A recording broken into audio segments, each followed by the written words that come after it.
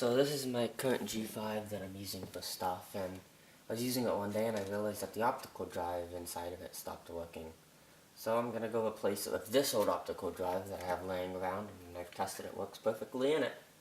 So let's get to replacing it. First step to change your optical drive in a G5. Take off the side cover. You don't need to take off the plastic cover because it's not in the area where you need it. Pull up these two tabs. Get your hand right around the top of it and just kind of pull it out towards you. It slips out pretty easily. And these two connectors just pull right off. Now if you just happen to have another Apple optical drive, you could just swap it in and out. But you have to do a little bit modding to make this drive fit in there perfectly. So let's get into that. So the first thing you have to do to get this thing mounted properly is take off the 4 screws. These fit into the little slits inside the G5, and it makes it easy to take out and change without having to do screw holes and without reaching it from the bottom. These actually use a standard hexagonal style screw and come out relatively easy. You have 4 of them, don't lose these, I don't know where to get them. Next thing you notice is this is a standard one. There's actually no fan in here. I've taken this whole thing apart. You see that they've also made this thing a lot smaller than normal, so you're going to take that off. You also have to take off the front little button. They also have this little thingy that just slips off by pulling out the little tabs. So with my new guy that I have right here, I'm going to have to go take them apart so I can take out this button and take off the front panel here. So let's get going. All optical drives open relatively easily with 4 standard Phillips screws on the bottom of them. Once you've taken off these 4 screws, this bottom piece just slips right off. Opened up a lot of these optical drives in my time, and well, it's relatively boring inside. This piece just kind of lifts right off. In order to take off the front panel, these little clips here have to be pushed in. There's typically one on each side. Sometimes I think they have one on the top. You also have to make sure that the tray is pushed out a little bit, so I'll be doing that. Okay, so I've taken it apart. I've used the paperclip tip trick to put it in here so I can take it out. Just chuck a paperclip in this little hole here. It'll come right off.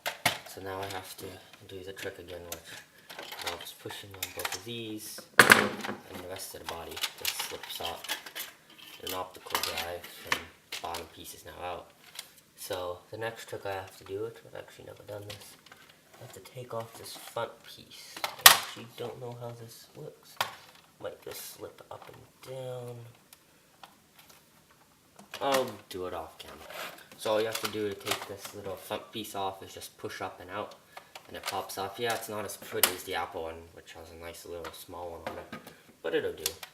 The next little thingy is taking off this little button piece here, which should come off after just a little bit of prying that lets you take and eject the drive manually from your computer.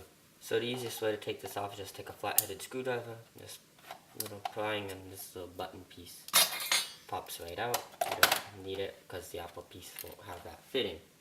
So what I'm going to have to do next is, now this piece just slips in and out, there's nothing holding this guy on. So I'm going to push him back in here. I'm going to put you back there. I'm going to slip you back into his hole. Make sure this piece is lined up here. So it's all lined up. So this piece slips on right here. And then this piece just goes in, slips down. 4 screws have to be put on right now. Putting the Phillips bit in my screwdriver, swapping it around. Here I go. These screws are getting kind of bad. I've taken this thing apart a billion times. I actually got this from a neighbor's computer. When I got it, it was like 50 cents out of it in this optical drive, which is kind of like, must have had some kids who thought it'd be fun to put quarters in this drive and just see what happens. Don't do that. It's really not smart. And these guys are annoying to swap. The slot loading ones are huge pains in laptops. These things are so hard to open up and change. But now that I'm done, you can see it looks a lot more like this Apple guy here. I'm with it. Since it works, I'm just gonna flop this piece back on and take out my other screwdriver. And with these 4 screws, I'll screw these guys in here.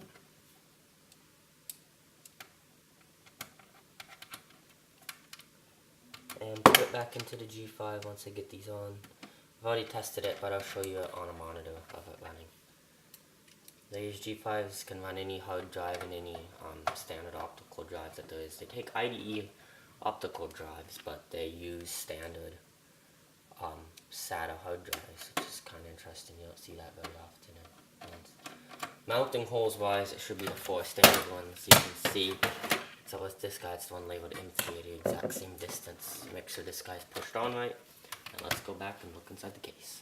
So now that I have my new optical drive here, I'm gonna just go and plug in the IDE power connector and the IDE data connector here.